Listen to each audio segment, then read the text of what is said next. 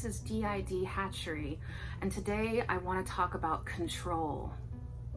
I want to talk about how during co-consciousness, certain alters may feel the need to control other alters just out of fear. And sometimes they do it because they don't know how not to do it. So that's what we're talking about. When I was in IOP, I learned that at that time, my dominant presentation to them was extreme anxiety. Every time I saw the psychiatrist, he asked me if I needed my medication upped because of my physical and obvious anxiety. And yes, I am an anxious person, but while I was in IOP, I was extra anxious because it was one of the first times I was in a setting for long periods of time on an outpatient basis, okay, for a long period of time where I didn't want other people to know about my DID. So I don't do that very often. I don't often have to be somewhere for about 4 hours trying to mask. And you know, masking does happen automatically most times, but when you're triggered, when you're extremely stressed, it might be harder to mask. And so doing group therapy, like I said, can be triggering and can be very difficult to stay masked in, even if it's automatic. And so I would have to leave the room and try to pace and do certain things to try to bring my mask back up, and that didn't always work. Okay, so I'm gonna try to get through this, but I have been feeling very scattered for the past couple of weeks, sort of like my brain is dispersed in a million different directions. And so I don't know where this video is gonna go, but I'm gonna try to stay focused on this particular topic.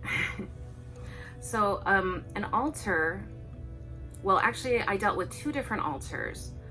One named Ellis, which you have seen a video by Ellis, and one named Jeanette. Ellis is a male, and I don't know much about him, but he seems to be sort of a jokester, a black humor type of jokester type of person. And Jeanette is a younger version of, not me, but a younger part, maybe in her late teens. I don't know if she's in her teens or her 20s. I haven't figured that out yet, but she's very angry about the way I try to control the system. I've said this in live streams that when I talk about my system, I can only talk about what I experience. That's why I rarely talk about fugues, or I rarely talk about things that I don't remember. I usually stick to co-conscious things because that's what I know.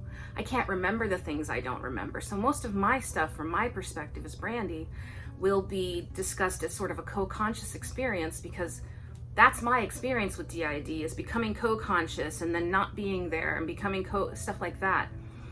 And so I have a problem that when I am co-conscious with other parts, I try to control them. I don't do it on purpose. I'm not doing it to harm them. It's my natural pathological response. I lived in an environment when I was young where it was not acceptable to be weird. It was not acceptable to be not normal. That partially had to do with my mother's illness. There was just so much chaos and so many things that happened because of my mother's illness that probably wouldn't happen today, because this was 1980 when my mother got sick. It was a different time. And so from 1980 to like 1987, it was insane. It was insane, my childhood. And a lot of things were focused on my mother because she was so ill, and it wasn't her fault, and I would never in a million years blame anything on her. But as the child of somebody who was severely, severely psychotic, the first thing you want is to not be that way. You do not want to be psychotic. You don't want to be like your mom. You want to be normal, and you want people to take you seriously, because one of the things you learn right away when somebody's mentally ill is everybody stops treating them like an adult. Oftentimes they stop treating them like they're a human at all. Sometimes they're treated like a bad pet or a piece of furniture that you just need to move around and get out of your way. And I witnessed that with my mother. She was treated both of those ways and a number of other ways that I just found heartbreaking, and appalling. And if I could have fixed it for her, I would have. I was just too young, and the times were just different. And so, of course, seeing that growing up, the first thing I thought is, I don't want to be treated like an inconvenient piece of furniture. I don't want to be treated like I have no credibility and that I don't matter and that it doesn't matter what my choices are because I'm crazy. I was terrified of that. And that came from having symptoms. So in my child's brain, it's like, act as normal as possible so nobody will think you're crazy. And if they don't think you're crazy, then you'll keep all your credibility and people will take you seriously in life and you won't be treated like furniture. Of course, that didn't work out very well for me because I was severely traumatized. I think that fear of being like my mother fed into my denial of DID. I basically denied most of my mental health issues. And it was sort of like, I would be in college and I'd be working really hard, trying to get good grades. I would have a breakdown. I would do something awful to myself. No need to discuss exactly what, but I would do this repeatedly, this cycle repeatedly. And then I would ignore the thing I did. I would do something awful to myself. I would wind up in a hospital. I would get out and pretend like it never happened and try to continue on with my studies. Because I was still trying to be that normal person. That person who doesn't exist, because guess what? For all of us, normal doesn't exist. Even the most normal appearing people that you see on the street that appear to have it together, they've got their secret instabilities and weirdnesses. Trust me, they're just better at hiding it. I'm not saying they have it on the level of someone like me. That's a whole different ballgame. That's illness. But nobody's normal. It doesn't exist. But I lived my life thinking there was a definition of normal and I had to fit in that box. And the more I tried to fit in that box, the sicker I got. And so recently, certain alters have been communicating with me about this need to control everything. Because as Brandy, I don't want to, like I said, I don't want to appear sick. I want to appear like one person to people. It's very hard for me to let go and let parts of me be who they are when I'm co-conscious with them. Because if I'm co-conscious, I'm going to hold on tight, but it's not intentional. I literally don't know how to let go most of the time. And there are also other parts of me that contribute to that inability to let go. And it's very important at times to let go in appropriate settings where it is safe. Not all the time. Be very clear about that. Not all the time. It's very important in appropriate settings when it is safe to let go and let your alters do what they want to do. I still haven't gotten there yet. I've been able to let some child alters do some things, but I don't let them do all the things they should do. And the way my system is set up, everybody's different. Everybody's design is different. It all depends on your traumas. It depends on a number of things. But in my particular system, it's set up like, okay, first it's sort of like shells and orbits of alters, right? So you've got a shell of alters and then you've got another shell, or maybe levels. You've got one level, 6 levels of alters. None of them interact. Alters on level 1 don't interact with alters on level 2 and so forth. But also, my system is designed in a way that alters are connected in chains. I'm connected to an alter named David. I've never spoken to David. I have seen him in my mind's eye a few times. I know what his job is in the inner world. He is a guard in the inner world, and he makes sure that certain aspects of us do not get out. Basically, there are parts of me that are in prison. Remember, the inner world is just a visual representation of your psyche. So I'm not saying people are really in prison or any of this is really happening. All I'm saying is that my mind created a visual prison to keep certain aspects of myself locked away. I don't know how to get these aspects of me out of this prison. I don't know how they got into these prisons. It's just a visual space. So David, he's the guard of those cells and he makes sure nobody gets out. And another thing he does is he makes sure that I don't let people out. I don't let other parts of me out. And so it's a chain. So it's like me not letting people out, being influenced by another part of me that much more powerfully doesn't want me to let people out. And perhaps he's influenced by another alter inside the chain down the line. Perhaps there's a whole line. I don't know everything about my system, but I do know that alters have powerful influence over other alters, and they're in certain configurations, and they've always been that way. And so it's extra hard for me to break out of the habit of like locking down and hiding my alters. Oh no, I'm losing track. Anyway, a few weeks ago, an alter named Jeanette, who I guess some would call her a persecutor, but I'm starting not to like that term. I don't think any of the alters should be called persecutors. I don't think that should be a term, because no alter in a system is really doing something to hurt us. We may get hurt as a result of what they're trying to accomplish, but the end goal is not harm, it's safety. It's safety. I have had alters that have hurt me just to wake me up because I was in a dangerous situation. Physically harmed me to ground me. Now, that intention was not to harm the body. The intention was to get safe. So I don't like calling them persecutors anymore, and I know I have in the past, so I'm going to try really hard to change that. I don't know what term to call them, but not a single alter in a system is there to really harm us. If they're harming us, they're doing it for some other reason that's, fight or flight.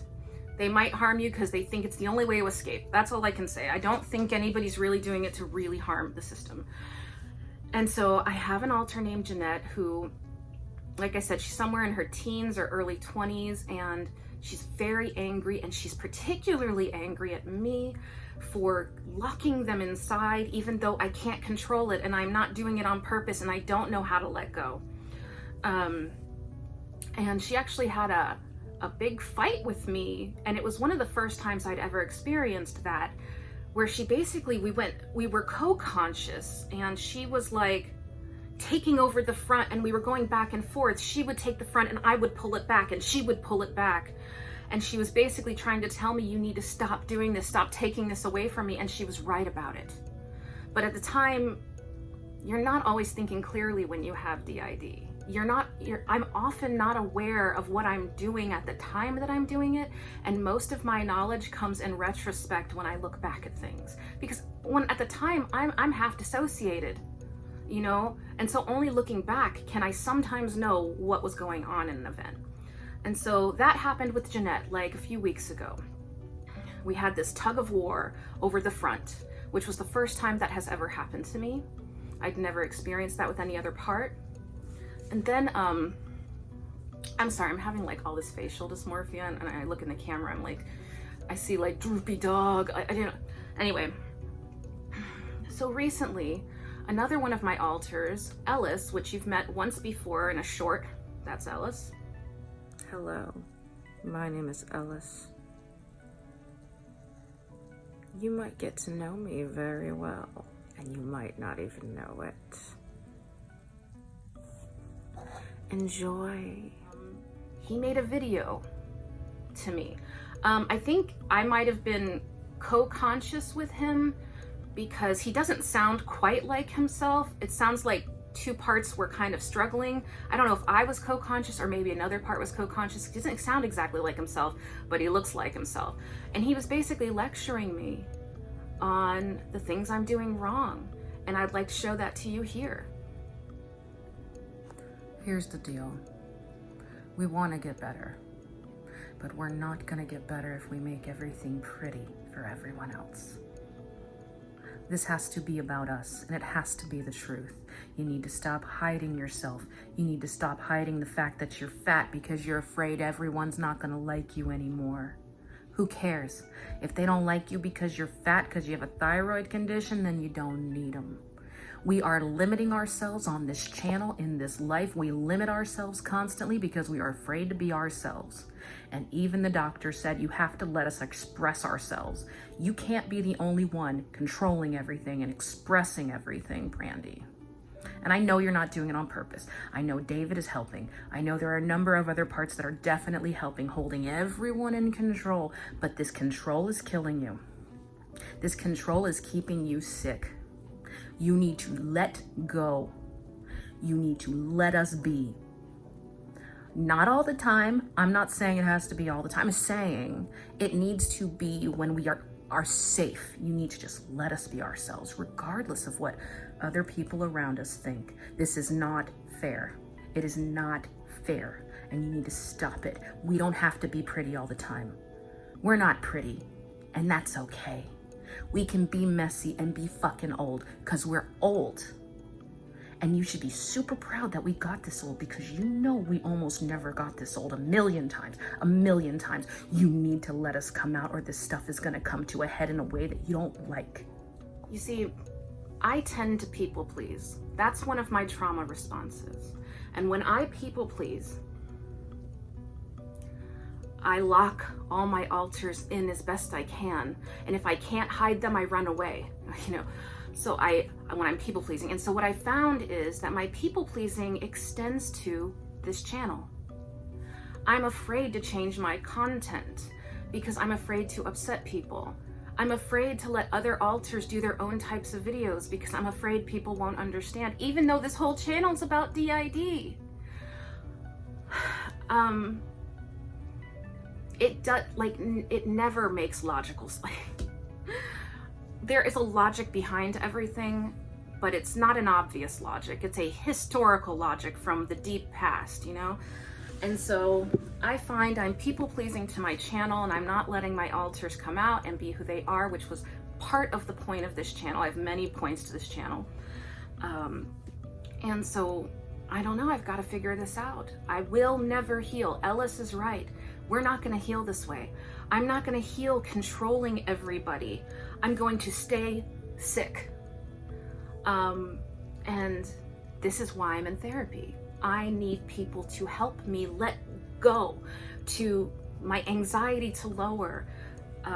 It's very difficult in the society we live in. It's a very unaccepting society. So if you have this same problem, I totally understand. People don't understand DID. People don't want to understand DID. Too complex, too unbelievable, but it's absolutely real. And I think I must have switched. Okay. Now I don't know what I was talking about.